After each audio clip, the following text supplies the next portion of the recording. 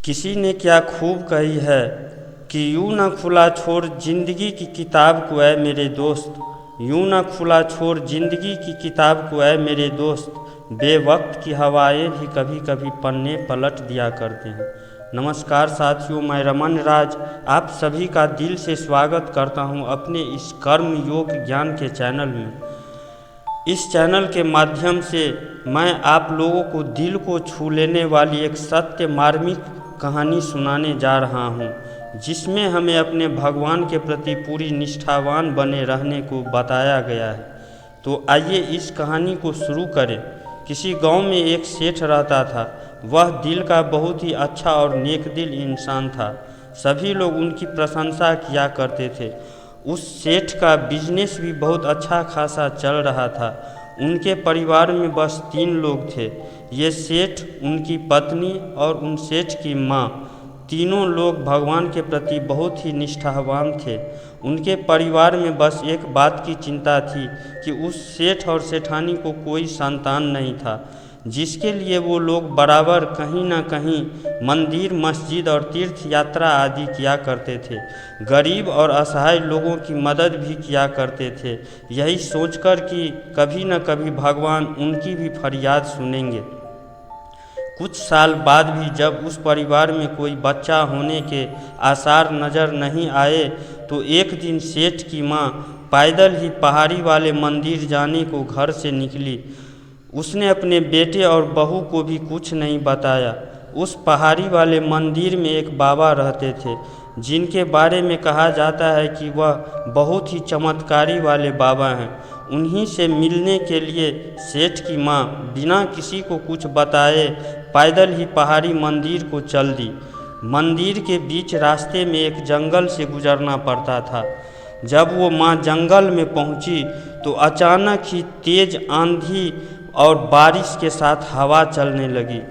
उस आंधी में एक पेड़ की शाखा टूटकर उस माँ के सिर में लगी, जिस कारण से वो वहीं पर गिरकर बेहोश हो गई।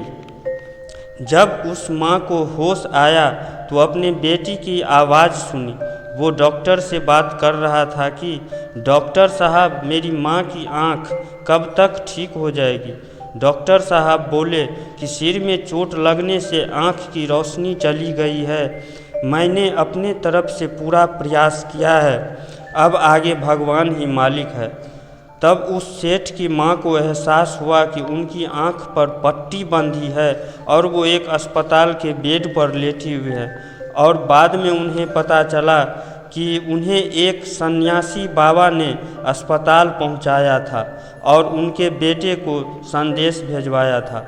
उसके बाद वो सन्यासी बाबा कहाँ गए किसी को नहीं पता। कुछ दिन बाद जब वो माँ अस्पताल से वापस घर आई, उनकी आँख अभी तक ठीक नहीं हो पाई थी।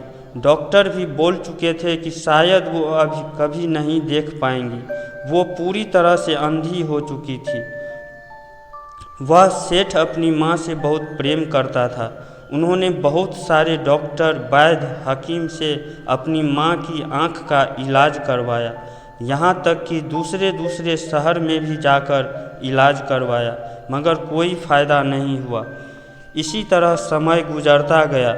उस माँ की अपने इष्ट देव के प्रति बहुत ही विश्वास था और दिल में बस एक ही लालसा थी कि वो काश एक बार उस पहाड़ी वाले बाबा से मिल सकती। समय के साथ वक्त बदलता गया। शादी के जब इतने सालों के बाद भी उस घर में कोई संतान होने के आसार नहीं नजर आए, तो उस सेठ की माँ की चिंता और भी बढ़ गई और वो इसी चिंता में और भी ज़्यादा बीमार रहने लगी। उनके इस बीमारी का वजह से सेठ का व्यापार भी बहुत गिर गया था। ऊपर से कर्ज वालों का भी दबाव बढ़ रहा था, मगर उन लोगों को अपने भगवान पे पूरा भरोसा था। समय गुजरता गया। समय के साथ उस माँ को अपने पहाड़ी वाले बाबा पर पूरा भरोसा था, मगर वो लाचार थी और किसी को कुछ बता भी नहीं सकती थी कि मुझे पहाड़ी वाले बाबा के पास जाना है। दोस्तों, अगर आप लोग जानना चाहते हैं कि आखिर क्या मजबूरी थी उस माँ की जो वो पहाड़ी वाले बाबा के बारे में किसी को कुछ बतला नहीं सकती थी, तो एक प्यारा सा लाइक करके कमेंट में पहाड़ी वाले बाबा की जय लिख दे। आपको जवाब मिल जाएगा और आपकी भी सभी मनोकामनाएं पूर्ण होगी। तो आइए दोस्तों, हम कहानी पे चलते हैं। इस घटना के बदलते समय के साथ कर्जदारों का बकाया चुकाने और व्यापार में लगातार घाटा होने के कारण सेठ जी को अपना मकान और दुकान सब बेचकर किराए के घर में आना पड़ा। नौबत यहाँ तक आ गई कि उस घर का खर्च चलाने के लिए सेठ जी को मजदूरी करना पड़ता था। इतना सब होने के बाद भी सेठ जी, उनकी पत्नी और उनकी माँ कभी भी एक दूसरे का बुरा नहीं सोचती थी और जैसे भी जिस हाल में थी घर आए किसी भी लाचार और भूखे व्यक्ति की मदद किया करती थी। समय गुजरता गया। एक दिन शाम को जब सेठ जी मजदूरी करके वापस घर आ रहे थे तो एक बूढ़े व्यक्ति की दर्द से कराहने की आवाज़ सुनाई दी। पास जाकर देखा तो एक पेड़ के नीचे एक बूढ़ा व्यक्ति दर्द से कराह रहा था। सेठ जी ने पूछा, क्या हुआ बाबा, आप कौन हैं और ये चोट कैसे लगी? तो बाबा ने जवाब दिया, बेटा मैं एक भिक्षुक हूँ, गांव-गांव भिक्षा मांगकर अपना जीवन यापन करता हूँ। यहाँ से रोड पास कर रहा था तो एक गाड़ी वाले ने ठोकर मार दिया और वह भाग गया। सेठ जी ने देखा बाबा के हाथ और पांव पूरी तरह से घायल हो चुके हैं, कहीं कहीं से खून भी बह रहा था। सेठ ने उस बाबा को उठाया और गांव के अस्पताल तक पहुंचाकर उनका इलाज करवाया। इलाज करवाने में सेठ जी का सारा पैसा खर्च हो गया जो उसे मजदूरी में मिला करता था। सेठ जी को याद आया आज उनकी पत्नी ने घर का राशन लाने के लिए बोला था। फिर सेठ ने सोचा कि चलो कल का कल देखेंगे, आज इस बाबा का इलाज ज़रूरी था। फिर कुछ देर रुककर सेठ ने बाबा से पूछा, बाबा आप रहते कहाँ हैं और क्या आपके परिवार में कोई है ताकि मैं वहाँ संदेश भेजवा सकूं? तब बाबा जी बोले, बेटा मेरा घर पहाड़ी के उस पार है, मेरे परिवार में कोई नहीं है, मैं अकेला हूँ, गांव-गांव घूमकर भिक्षा मांगता हूँ और अपने प्रभु भगवान के पूजा पाठ में लगा रहता हूँ, बस यही मेरी कहानी है। तब सेठ जी ने बाबा से बोला, बाबा आप आज रात कृपया कर मेरे घर चलिए, मेरी माँ भी आपसे मिलकर बहुत खुश होगी, आप कल सुबह चले जाइएगा। बाबा बोले, नहीं बेटा, तुम्हारा सारा धन भी खर्च हो चुका है और उस पर से मैं और ज़्यादा बोझ नहीं बनना चाहता हूँ। सेठ जी जिद करने लगे, बस आज रात रुककर कल चले जाइएगा। फिर बाबा कुछ देर मन में सोचे, शायद मेरे प्रभु की भी यही इच्छा है और शायद मेरा वसुंधरा जी से मिलने का समय आ गया है। सन्यासी बाबा सेठ जी के साथ चल पड़े। जब सेठ जी बाबा जी के साथ घर पहुँचे तो रात काफ़ी हो चुकी थी। सेठ की माँ खाना खाकर सो चुकी थी, मगर सेठ की पत्नी बैठी इंतज़ार कर रही थी। सेठ जी ने अपनी पत्नी को सारी बातें बताई और बोले कि आज रात बाबा जी का बिस्तर यहीं लगा दो। सेठ जी की पत्नी ने वहीं पर बिस्तर लगा दिया। बाबा जी वहीं पर लेट गए। सेठ जी अपनी पत्नी को कमरे में बुलाकर कहते हैं कि क्या घर में कुछ भोजन है क्या जो बाबा को खिला देते हैं, वो भूखे होंगे। तब सेठ की पत्नी ने कहा कि बस दिन का थोड़ा सा भोजन है, माँ खाना खाकर सो गई हैं, हम और आप तो आज रात पानी पीकर भी सो जाएंगे। बाबा जी भूखे होंगे, उनको भोजन की ज़रूरत है। फिर दोनों पति पत्नी खाना लेकर बाबा जी के पास गए और बाबा के लाख मना करने के बाद भी उनसे भोजन करने का आग्रह किया।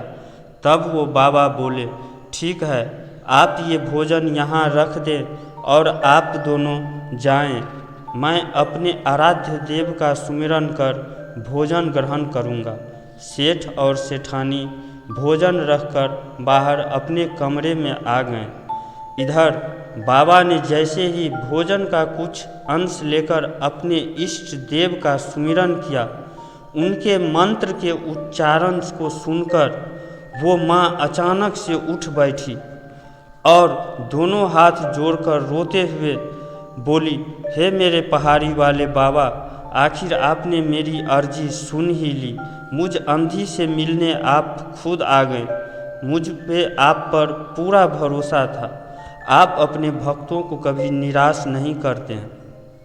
इसके बाद सेठ की माँ और बाबा जी के बीच पूरी रात बातचीत होती रही। सुबह जब सेठ और उनकी पत्नी बाबा जी के पास गए तो देखा बाबा जी ध्यान लगाकर बैठे हुए और माँ अपने बिस्तर पे हाथ जोड़कर बैठी थी। कुछ देर बाद जब बाबा जी ध्यान से उठे तो देखा कि सेठ और उनकी पत्नी वहीं पर बैठी थी। तब सन्यासी बाबा बोले, बेटा, मैंने सब कुछ तुम्हारे बारे में जाना। तुम लोग की नेक दिली और भगवान के प्रति आस्था को देखकर मैं भी तुम्हारा कुछ मदद करना चाहता हूँ। अभी मैं सूर्य स्नान करने बाहर जा रहा हूँ और जब मैं सूर्य स्नान करके वापस आने लगूँ तो रास्ते में तुम मुझसे कोई भी एक वरदान मांग लेना। तुम जो भी मांगोगे वो ज़रूर पूरा होगा। इतना कहकर बाबा जी सूर्य स्नान करने बाहर चले गए। सेठ और उनकी पत्नी बहुत खुश हुई और असमंजस में भी पड़ गए कि आखिर सन्यासी बाबा से क्या मांगे।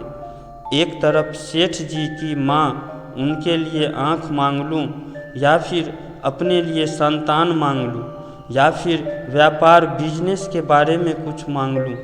सेठ जी अपनी माँ से बहुत प्रेम करते थे। उन्होंने अपनी माँ को ये समस्या बतलाई तो माँ ने कहा, बेटा तुम चिंता मत करो, मैं इस सन्यासी बाबा को जानती हूँ, फिर कभी मैं उनके बारे में तुम्हें बताऊँगी। अभी तुम बस वो करो जो मैं तुम्हें बताऊँगी।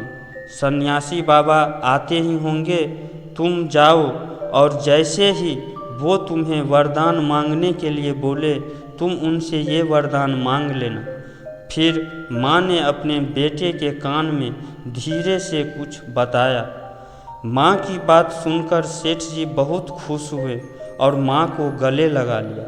माँ बोली, बेटा अब जाओ, सन्यासी बाबा सूर्य स्नान कर आते ही होंगे। प्रिय श्रोतागण, आप जान गए होंगे कि वो सन्यासी वाले बाबा कौन थे। सेठ जी की माँ कैसे उन्हें जानती थी, सूर्य स्नान क्या होता है और वसुंधरा कौन थी। इन सारे सवालों के जवाब आपको हमारी आने वाली वीडियो में मिल जाएगी। तो आइए श्रोतागण, हम कहानी पे चलते हैं।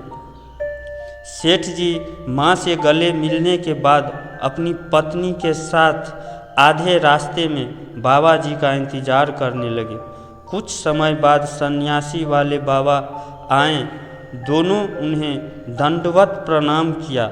तब सन्यासी बाबा बोले, बेटा तुम मुझसे अब कोई भी एक वरदान मांग सकते हो, लेकिन बस एक वरदान मांगना है। सेठ जी उनके पाँव में बैठकर बोले, बाबा जी अगर आप मुझे कुछ देना ही चाहते हैं तो यह वर दीजिए।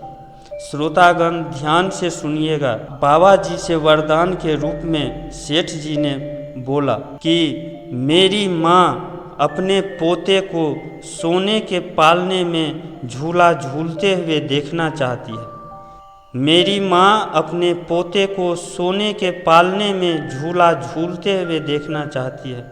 सुनकर सन्यासी बाबा मंद मंद मुस्कुराने लगे और बोले, मैं जानता था वसुंधरा जरूर कुछ न कुछ कारनामा करेगी। मैं खुश हुआ।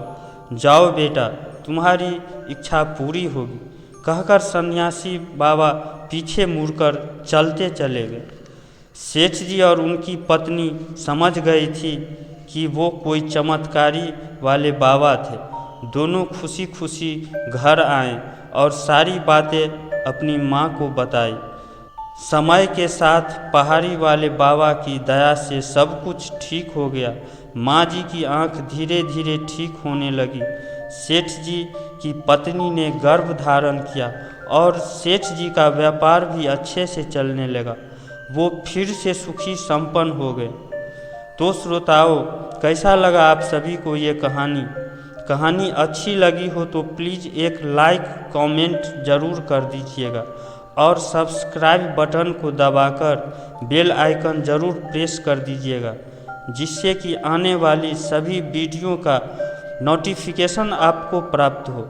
दोस्तों, आपके एक लाइक से मुझे भी मोटिवेशन मिलता है और मैं वादा करता हूँ कि ऐसी दिल को छू लेने वाली मार्मिक और सत्य कहानियाँ लाता रहूँगा, जिनसे आप लोग बहुत खुश हो और अपने इष्ट देव के प्रति सच्ची निष्ठा रखें। मिलते हैं ऐसे ही किसी और ज्ञानवर्धक कहानी में।